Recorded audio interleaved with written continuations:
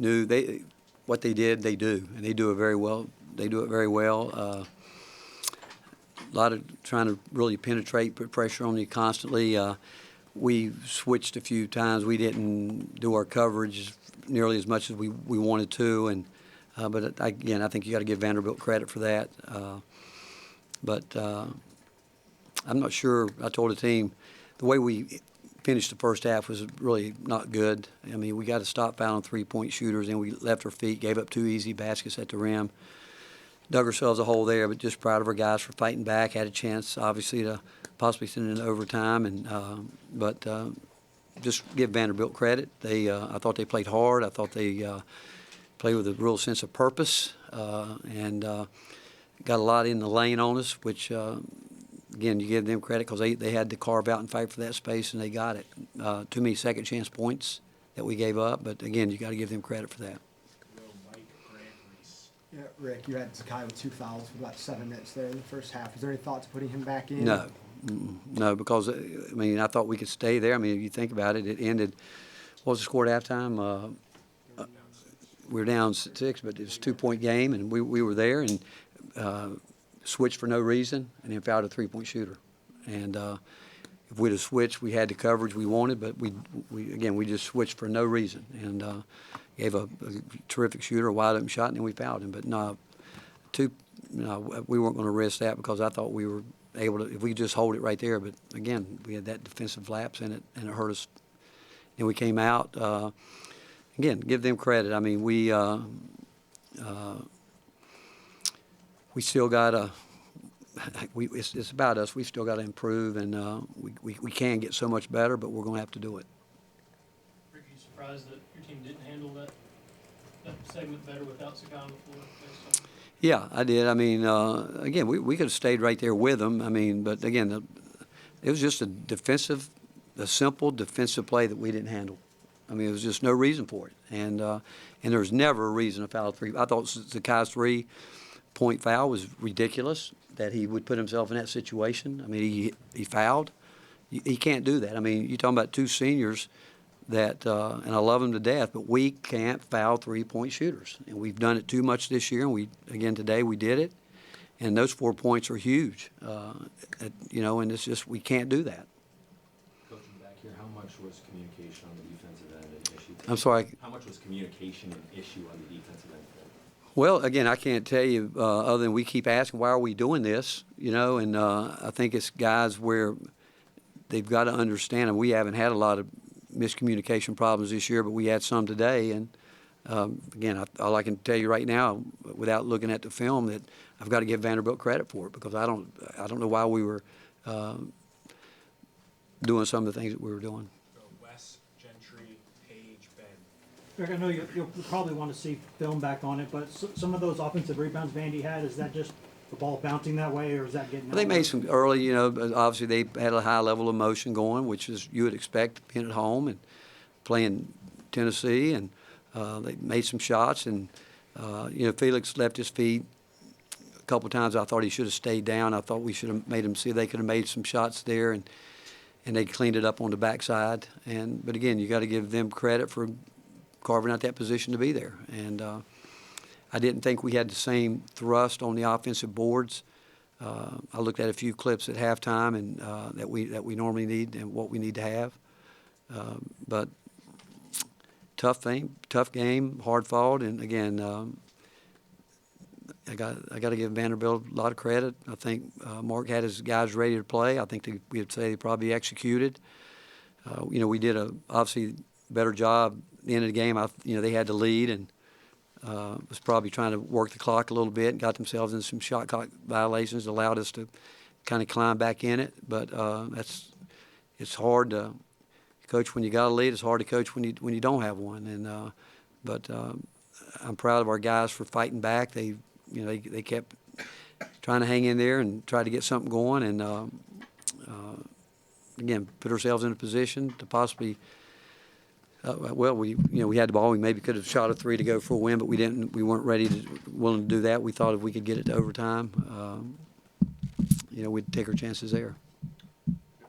Rick, when you look at what Mark has done in his first year here at Vanderbilt with essentially a brand new team. What is it about them you think that's allowed them to come together as quickly as they have? And have the success? Well, I'd give Mark and his staff a lot of credit for it. I'd also give the players a lot of credit for it because we've seen it around the country where it hasn't worked.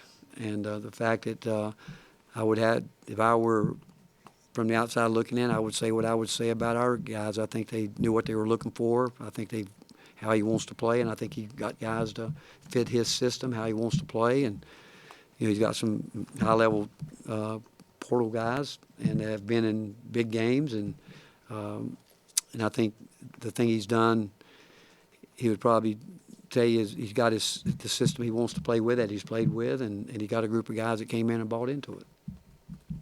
Vanderbilt cashed in on a number of turnovers by Tennessee. How frustrating, though, were the ones that came off of bad passes or loose balls? You can't do that. Some of the passes that were flipping into the backcourt, falling over, those type things, you can't do it. And every possession in this league is valuable.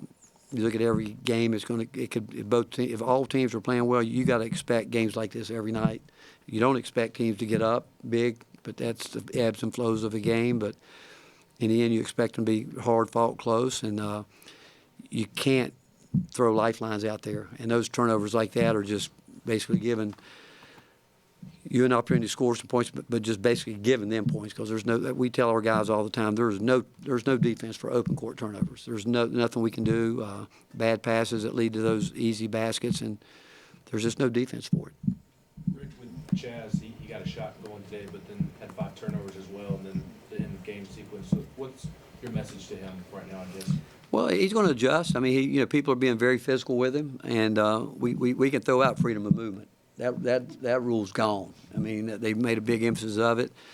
I mean, I can say it both ways. I can say that against us. I mean, if they're going to I can show you tape of us, everybody, guys coming off screens, arms are wrapped around them. I mean, it's. But if that's the way they're going to call the NCAA tournament, that's the way they got to call this.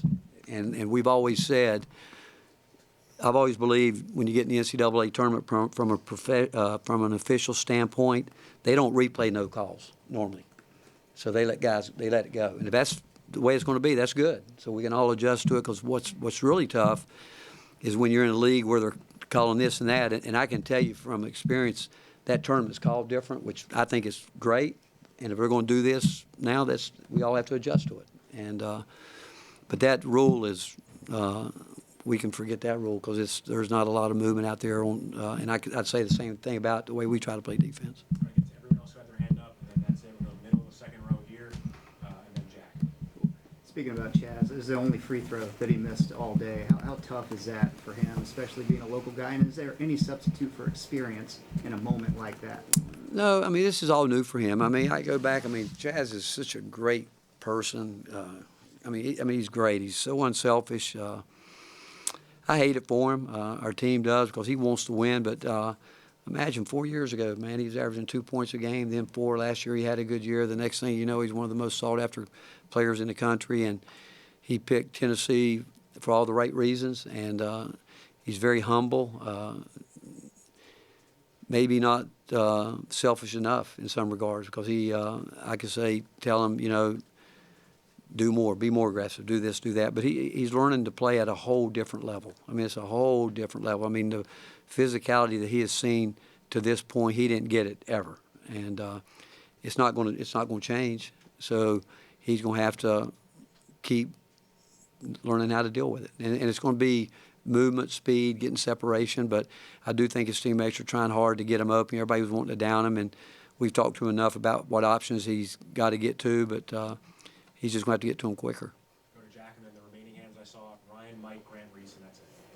That 12-0 run out of halftime for Vanderbilt, how crucial is that to the flow of the game? And then what needs to change for Tennessee to not let that sort of run happen? What's going to happen? I mean, they're a good team. I mean, we've had runs. I mean, we had a run like that the other night against Georgia. It's going to happen. I mean, it's basketball. And, again, you give them credit for it. I mean, some of it could be their defense creating this or that. It could be us having a wide-open shot, missing it. And they had a run out tonight where we had a great look. They contested, took off, ball bounced the right way. I mean, it happens to all of us sometimes. But again, our guys fought back, kept grinding, and but didn't have enough at the end to get it done. What'd you say to Chaz after that final 10 seconds? And I just talked about us as a team, and again, I go back. The way we ended the first half was a big problem, and you expect them to. I mean, I don't know what kind of game everybody else expected. We expected that, but the way we, again, and honestly, after the game, I talked to Shaq and Z more about it because they were the ones that fouled the three-point shooter, and then obviously Bishop is a freshman and got a taste of what it's like, and but that to me was a huge part. But again, they got up and we found a way to put ourselves back in position, and just again came up short. Rick, it seems like this team's fouled three-point shooters quite a bit this season before, just today. Why is that happening for an older team like this? Too competitive, thinking they're going to block a shot or stop everybody from, thinking that they can. We're going to literally keep people from getting a shot off, and you can't. You absolutely can't foul three-point shooters. And you said it. It's been all year. It hadn't been just today, but by now, by the time you get to January, you got to understand you can't even put yourself close to that position because it's amazing. They'll call the least bit of contact on those because they're protecting the shooter. Because they feel he's airborne, he's coming down. But I've got no problem with that rule. And so I got a problem if you put yourself in a position that you're putting this referee in a tough position to make a call. I don't think they want to, but they got to call the rules of the game when there's very little contact. But if it's contact, it's contact. What did you not see from D-Stone playing the way he did? Well, again, I thought early he had a chance to shoot the ball twice. He didn't, and we've worked on it enough. I mean, he's good at that. We talk about not forcing shots, but when shots are there, they've got to be taken. And defensively, again, that's really what it was. We kept thinking that, we're trying to get some defensive guys when we needed some defensive stops in. When Shaq's in the game, I thought he got himself in some tough situation at the end of the shot clock, but that's not always on him. That we got to have cleaner possessions than that. And then you get down, then we think we got to get some offense, so we try to go that way and maybe give up a little bit on the defensive end. We've got to get, and I've told our team, we can play different lineups, but there's certain things that can never give. We can't give in on the defensive end regardless if we're playing with, say D-Stone and Igor. Can't give in there. Guards, regardless. We can't give in with rebounding offensively or defensively, and we had too much of that tonight. Last one from Reese. Coach, you talked about Felix jumping and trying to block shots. How does he balance making the right decision to block a shot but also not leaving the weak side? It's tough because he's so good at it. He's really has made an impact the last couple games where he's really we want him to block shots, but we talked to him about it, and it's hard. If it were easy, he would do it. But when the guy's coming, all I would say again, trying to keep you try to keep teams from getting angles on you to where they don't get great looks at it. But he'll get better with it. What we're talking about is when the defenders between his man and the basket close, let that guy try to finish the play as trying to come over and clean that one up. The angles he's got to come obviously, but he'll again. Felix is getting better. He's put together a good string here where he's done a lot of good things for us. Thanks, Coach. All right, thank you guys. Well, Tennessee players available.